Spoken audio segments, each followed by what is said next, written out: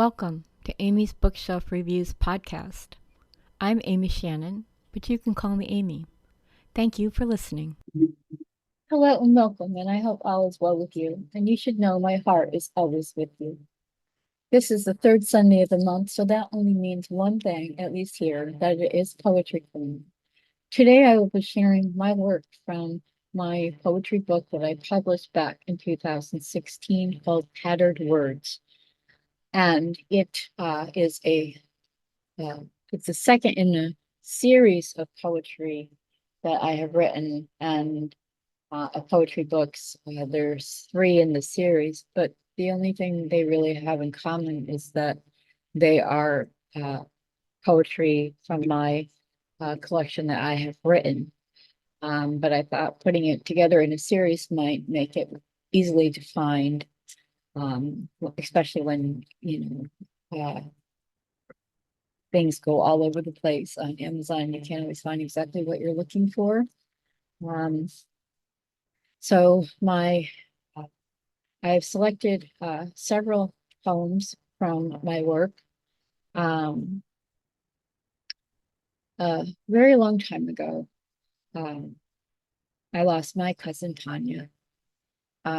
She was only 46 years old at the time of her death, and she died from scleroderma of the organs. The scleroderma, uh, whether you have it internally or externally, because there's two types. Usually you get it in your 40s, but that's not always the case. Scleroderma on the external part of your body can make your skin hard and almost stone-like. And internally, it does the same to your organs. Um, my cousin, she had uh, she had such a kind soul, and I remember that she had called my grandmother when I was visiting my grandmother, to let her, she wanted to, it was just happenstance that I was there when she called to let Graham know that she was in the hospital. And she was having severe pulmonary distress, and she just wanted Graham to know that. And then Graham handed me the phone, and I got to tell her that I loved her and I hoped that she had gotten better. Graham had visited her this Sunday after that call, and then that Monday after she had passed away. Um, she was a burst of sunshine. We reconnected in school when we were going to a trade school, and just it was like no time passed, because before that we hadn't seen each other since we were really little children. Um, so this poem that I'm about to read is called For Tanya. As life fades, the spirit transforms into the light, swaying in the wind up gently above the trees. The light encompasses the atmosphere, flying high into the clouds as they marbleize the sky, streaming light of pink, blue, and hints of gray. Raindrops burst from the clouds, drowning down on the earth, feeling the sadness, flying above and spreading the light, cascading into the heavens, dripping down around the universe, flowing freely, flowing gracefully into the memories, the thoughts of the past, the drowning emotions of the present. And that is something that I hope that Tanya knows how much she meant to me. Um, we have there are those people in our family that we have a connection with, even if we don't see each other for years. Um, with the growth of social media, it kind of helps those barriers where we used to write letters or just pick up the phone. Now we can send a quick message.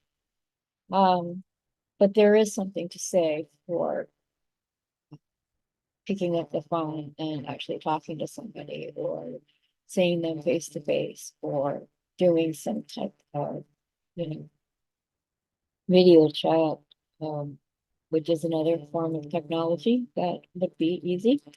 Um, but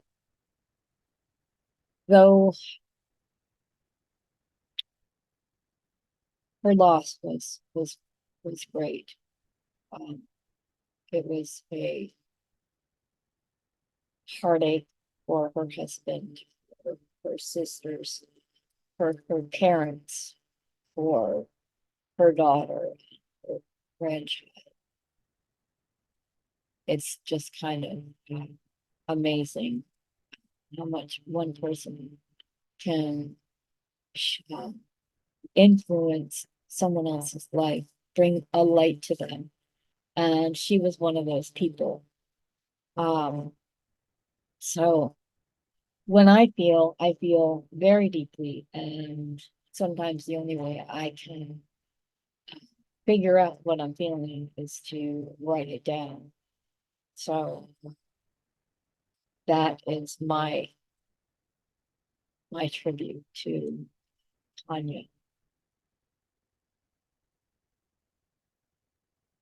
The next poem that I'm going to share is called Deep Within. And this kind of is just about what's inside of us, what's in our soul, what's going on in our head. Deep within, deep within the soul, deep within the mind, there are memories of who we used to be, who we wanted to be, who we grew up to be, who we wanted to be with. Deep within the soul, deep within the mind, deep within the body, there are memories of how we used to cry, how we used to scream, how we used to laugh, who we used to love. Deep within the soul, deep within the mind, deep within the body, deep within the heart, there are memories of who we used to love, who we used to hate, who we will always love, who we will always keep, who we let go, and why we let go. Deep within the soul, deep within the mind, deep within the body, deep within the heart is who we truly are. So I hope that can resonate with some of you. And I really, and I create a journal and I write things down that are on my mind. Sometimes in the journal, I'll end up writing what to me ends up being a free verse poem. Um, and sometimes that's just because that's how my heart writes. Uh, I write without thinking about it. If I have to think, then it's not something that comes naturally. So I have a poem, another poem I'm going to read called Storytelling. And this kind of is like my thought myself,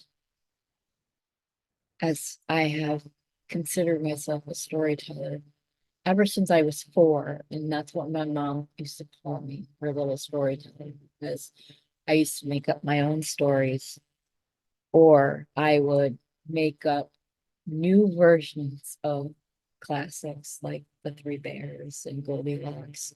That was one of my favorite to create a, a new ending, a new something about the Three Bears. And my mom she took the time to sit with me and listen.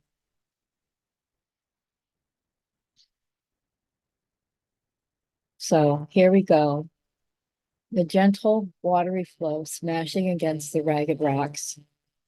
The snow-capped mountains nestled against the bluest sky, wisps of a soft breeze whispering against the blushing creek. Anticipatory, verbiage impacting emotions.